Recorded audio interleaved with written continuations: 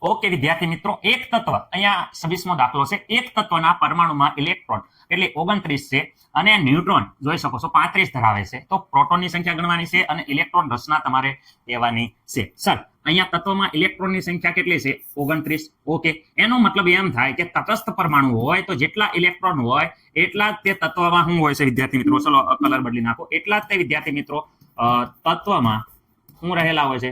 તત્વમાં રહેલા હોય proton. Okay, તત્વમાં રહેલા વિદ્યાર્થી મિત્રો પ્રોટોનની સંખ્યા કેટલી હોય? તો પ્રોટોનની સંખ્યા વિદ્યાર્થી મિત્રો કેટલી હશે? 29 છે. મને નથી લાગતું કે કોઈને કાંઈ પ્રોબ્લેમ હોય. જેટલા ઇલેક્ટ્રોન હોય એટલા પ્રોટોન હોય છે. ઓકે સર, અમને ખબર પડી ગઈ. હવે 29 છે તો પરમાણુ ક્રમાંક 29 કોનો છે? ઓકે, કોનો છે પરમાણુ ક્રમાંક 29? તો 29 વિદ્યાર્થી મિત્રો આપણને ખબર છે કે કોપરનો છે. કોનો છે? કોપર.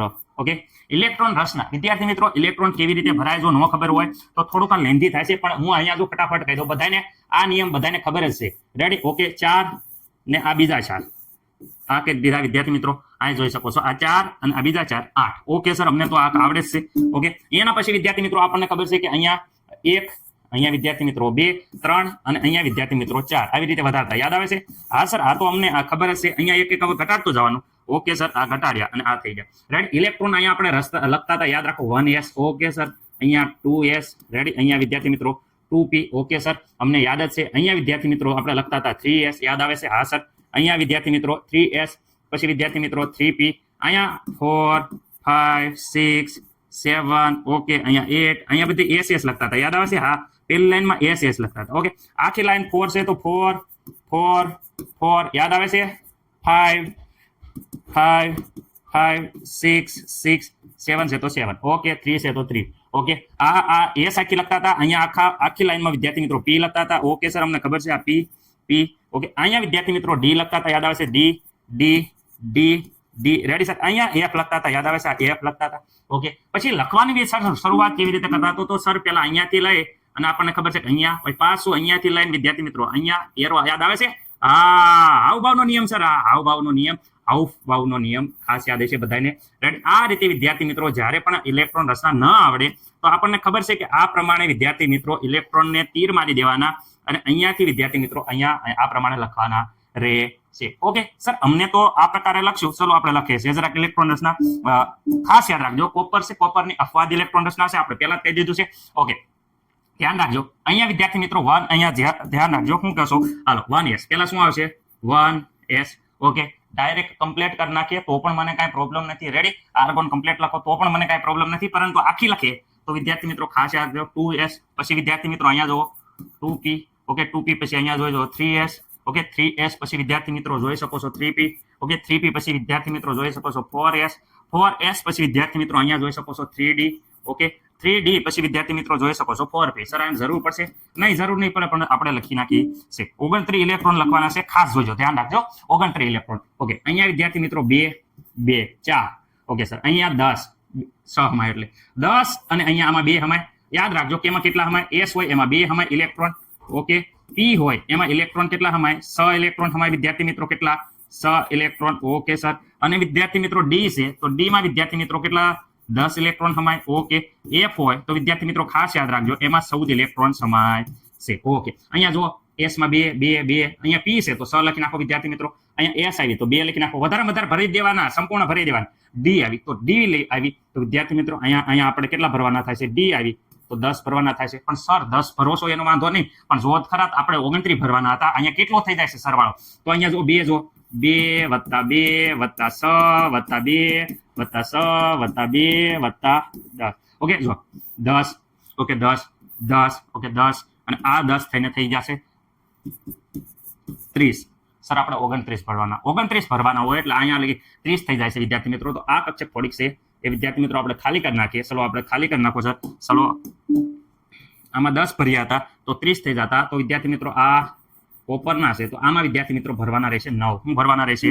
9. કેટલા ઇલેક્ટ્રોન થઈ ગયા? 9 થઈ જશે.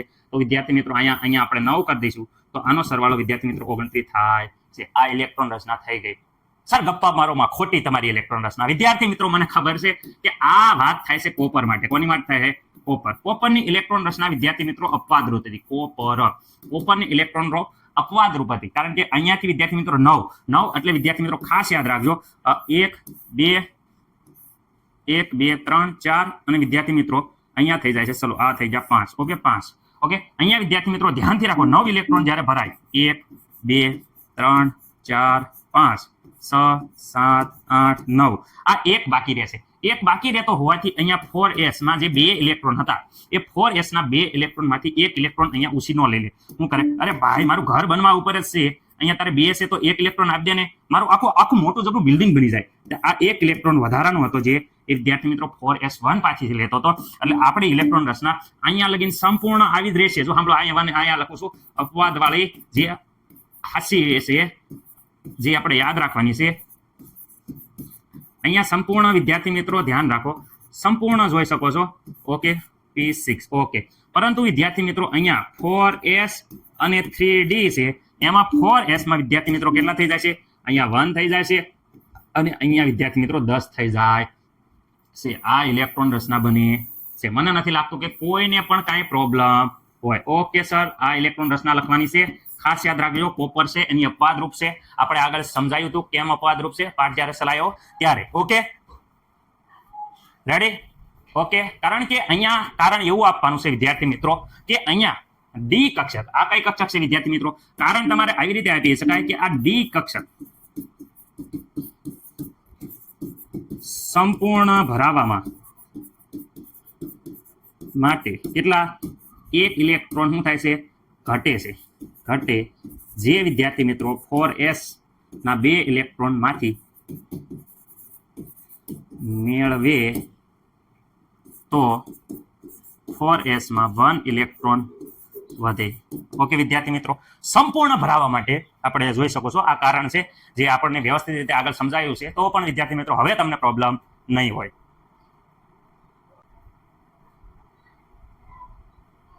ઓકે વિદ્યાર્થી મિત્રો આ કહેશે કે જવાબ આટલો બધો. વિદ્યાર્થી મિત્રો જવાબ તમારે ખાલી આટલી લીટી લખવાની છે. ખાસ યાદ રાખજો, હું જે લાલ લીટી કરું એ જવાબ લખવાનો છે. એક તો જો અહીંયા વિદ્યાર્થી મિત્રો આ તમારે આટલું લખવાનું છે. ઓકે અને વિદ્યાર્થી મિત્રો આ આટલું, આ 3 લીટી, આ 4 લીટી, આટલો જ પ્રશ્ન છે. બાકી બધી સમજણ માટે હતો, એટલે જવાબમાં માત્ર ને માત્ર એટલું જ લખવાનું છે. બાકી બધી તમારી સમજણ માટે હતું, ગોખવું ન પડે એટલે. રેડી વિદ્યાર્થી મિત્રો? બાકી લખવાનું નથી જવાબમાં, આ તો તમારે સમજણ પડે એટલે.